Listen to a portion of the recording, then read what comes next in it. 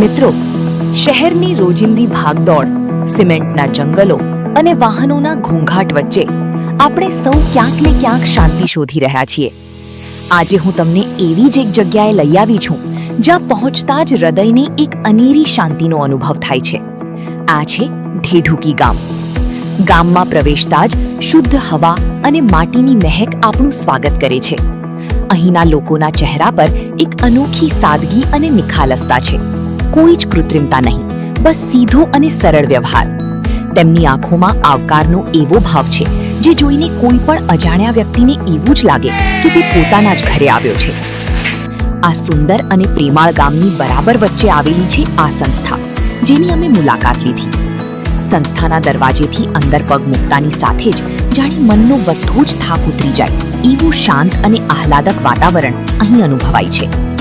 અહીં કોઈ મોટો કોલાહલ નથી, માત્ર પ્રકૃતિનો અવાજ છે. ઝાડના પાંદડાઓનો અવાજ અને પવનની લહેરખીઓ. આ વાતાવરણમાં એવી એક દિવ્ય શાંતિ છે કે તમે અહીં થોડીવાર આંખો બંધ કરીને બેસો તો મનને એક ઊંડી ટાઢક મળે. જ્યારે અમે અહીંના ઓરડાઓ જોયા ત્યારે અમે ખરેખર મંત્રમુગ્ધ થઈ ગયા. આ કોઈ સામાન્ય ઓરડાઓ નથી. તેમને ખૂબ જ સુંદર અને કલાત્મક રીતે શણગારવામાં આવ્યા છે. દિવાલો પર કરેલા સુંદર ચિત્રો, આપણી દેશી સંસ્કૃતિની ઝલક આપતી વસ્તુઓ અને હાથથી બનાવેલી કલાકૃતિઓથી આખો ઓરડો શણગારેલો છે. આ શણગાર એટલું જીવંત અને આકર્ષક છે કે જાણે આ દિવાલો પણ તમારી સાથે વાતો કરતી હોય. અહીંનું વાતાવરણ બાળકોની સર્જનાત્મકતાને ખીલવે તેવું છે.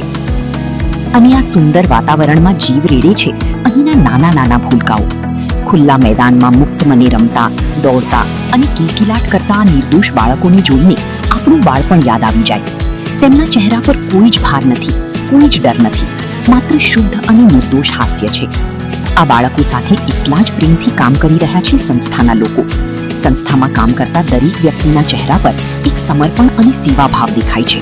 તેઓ થાક્યા વગર સતત હસતા મુખે આ બાળકોનું ઘડતર કરી રહ્યા છે.